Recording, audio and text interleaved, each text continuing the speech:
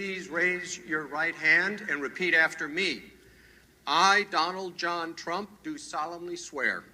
I, Donald John Trump, do solemnly swear that I will faithfully execute the office of President of the United States the office of President of the United States and will, to the best of my ability, preserve, protect, and defend the Constitution of the United States. So help me God. So help me God. Congratulations, Mr. President.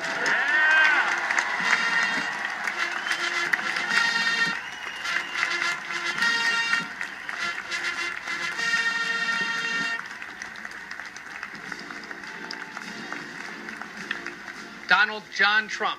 Faithfully execute the office of President of the United States. The office of President of the United States. And will, to the best of my ability, preserve, protect, and defend the Constitution of the United States.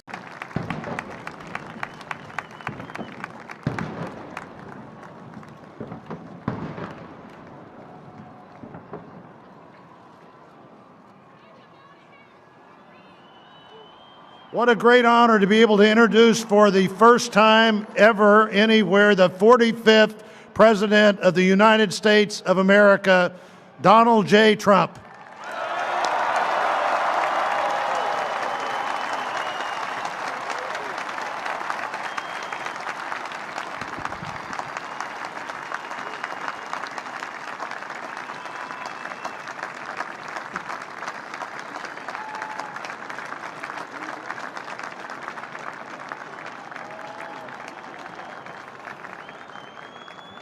Chief Justice Roberts, President Carter, President Clinton, President Bush, President Obama, fellow Americans, and people of the world, thank you.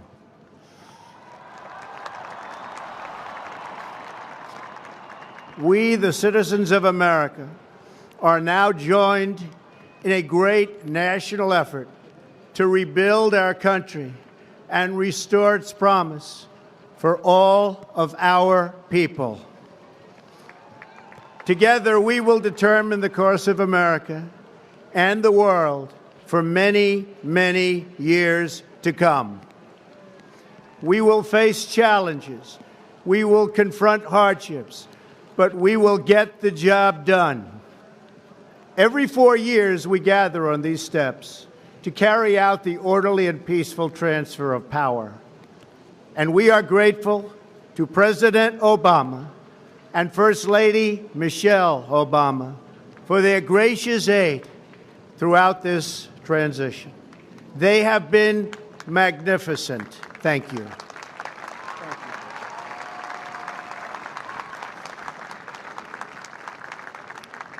Today's ceremony, however, has very special meaning, because today we are not merely transferring power from one administration to another or from one party to another, but we are transferring power from Washington, D.C., and giving it back to you, the people.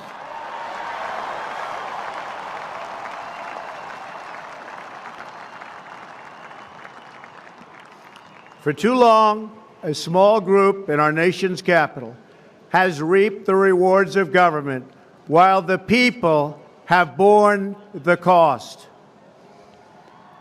Washington flourished, but the people did not share in its wealth. Politicians prospered, but the jobs left and the factories closed. The establishment protected itself, but not the citizens of our country. Their victories have not been your victories. Their triumphs have not been your triumphs. And while they celebrated in our nation's capital, there was little to celebrate for struggling families all across our land.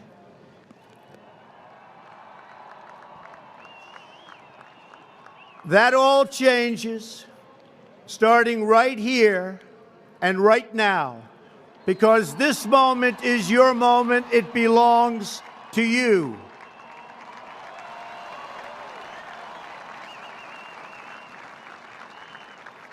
It belongs to everyone gathered here today and everyone watching all across America.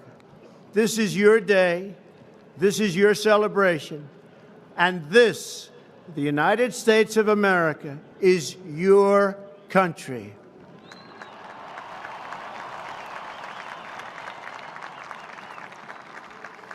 What truly matters is not which party controls our government, but whether our government is controlled by the people. January 20th, 2017 will be remembered as the day the people became the rulers of this nation again.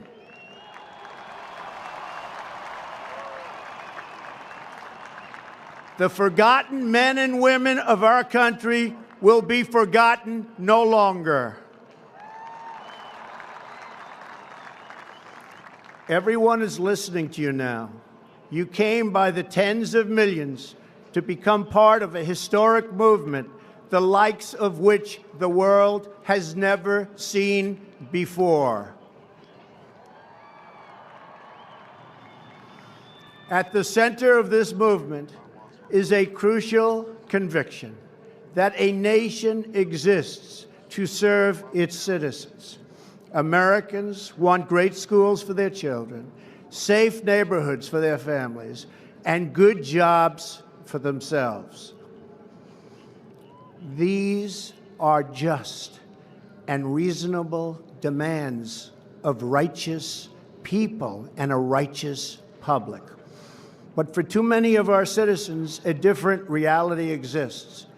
Mothers and children trapped in poverty in our inner cities, rusted out factories scattered like tombstones across the landscape of our nation, an education system flush with cash, but which leaves our young and beautiful students deprived of all knowledge.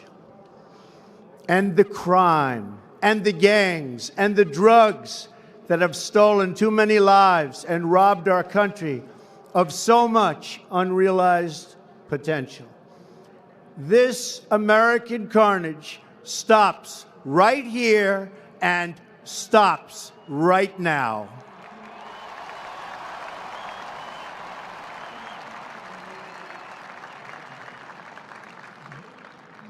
We are one nation, and their pain is our pain. Their dreams are our dreams, and their success will be our success.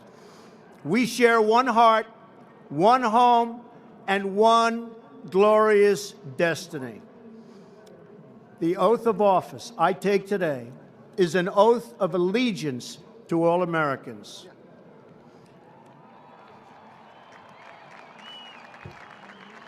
For many decades, we've enriched foreign industry at the expense of American industry, subsidized the armies of other countries while allowing for the very sad depletion of our military.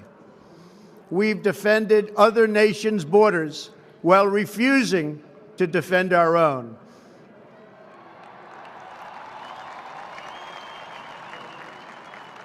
And spent trillions and trillions of dollars overseas while America's infrastructure has fallen into disrepair and decay. We've made other countries rich while the wealth, strength, and confidence of our country has dissipated over the horizon. One by one, the factories shuttered and left our shores, with not even a thought about the millions and millions of American workers that were left behind. The wealth of our middle class has been ripped from their homes and then redistributed all across the world. But that is the past. And now We are looking only to the future.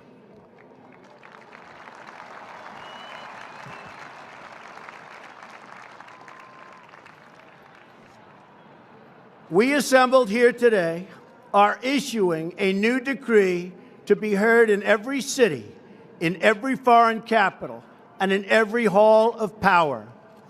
From this day forward, a new vision will govern our land. From this day forward, it's going to be only America first. America first.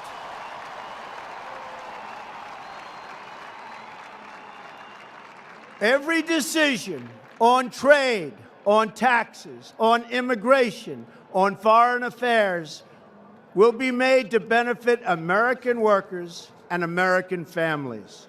We must protect our borders from the ravages of other countries making our products, stealing our companies, and destroying our jobs.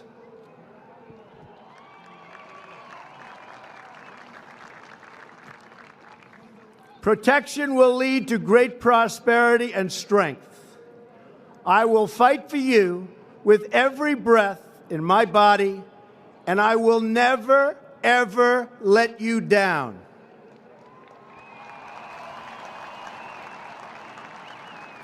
America will start winning again, winning like never before. We will bring back our jobs. We will bring back our borders. We will bring back our wealth. And we will bring back our dreams.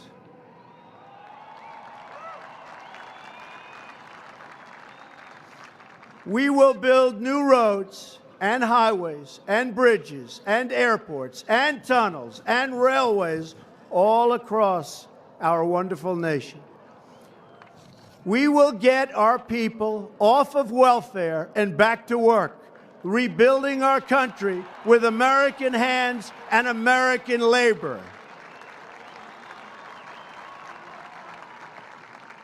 We will follow two simple rules: buy American and hire American. We will seek friendship and goodwill with the nations of the world, but we do so with the understanding that it is the right of all nations to put their own interests first. We do not seek to impose our way of life on anyone, but rather to let it shine as an example. We will shine for everyone to follow. We will reinforce old alliances and form new ones, and unite the civilized world against radical Islamic terrorism, which we will eradicate completely from the face of the earth.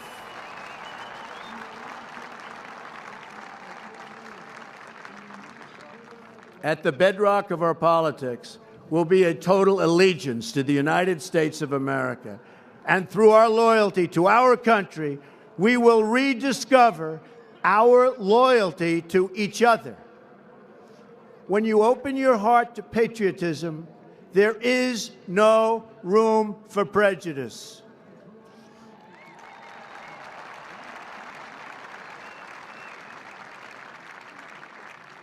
The Bible tells us how good and pleasant it is when God's people live together in unity. We must speak our minds openly, debate our disagreements honestly, but always pursue solidarity. When America is united, America is totally unstoppable.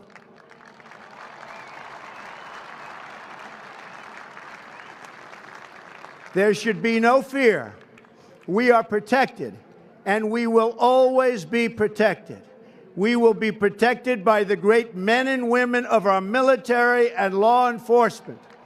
And most importantly, we will be protected by God.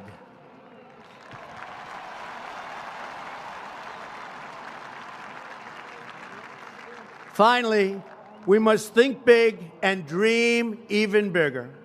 In America, we understand that a nation is only living as long as it is striving.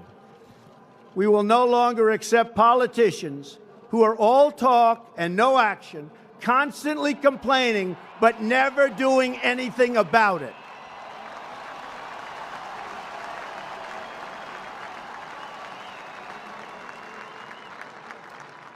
The time for empty talk is over. Now arrives the hour of action.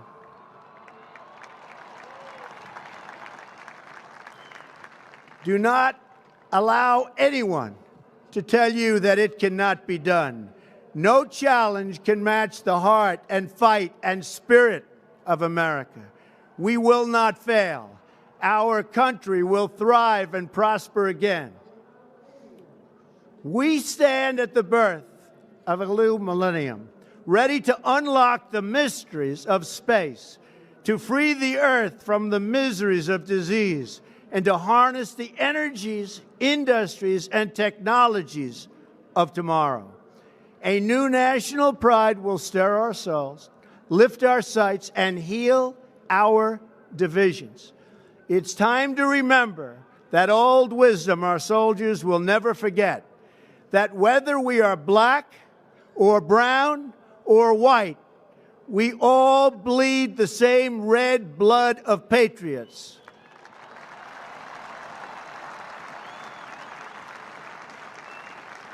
We all enjoy the same glorious freedoms, and we all salute the same great American flag.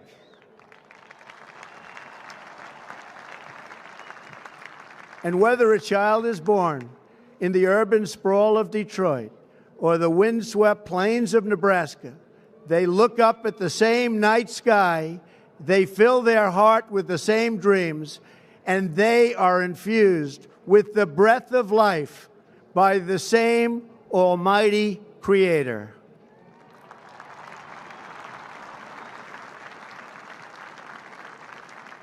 So to all Americans in every city, near and far, small and large, from mountain to mountain, from ocean to ocean, hear these words: you will never be ignored again.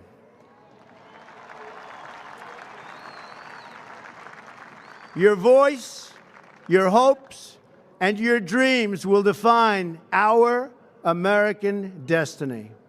And your courage and goodness and love will forever guide us along the way. Together, we will make America strong again. We will make America wealthy again. We will make America proud again. We will make America safe again. And yes, together, we will make America great again. Thank you, God bless you, and God bless America. Thank you. God bless America.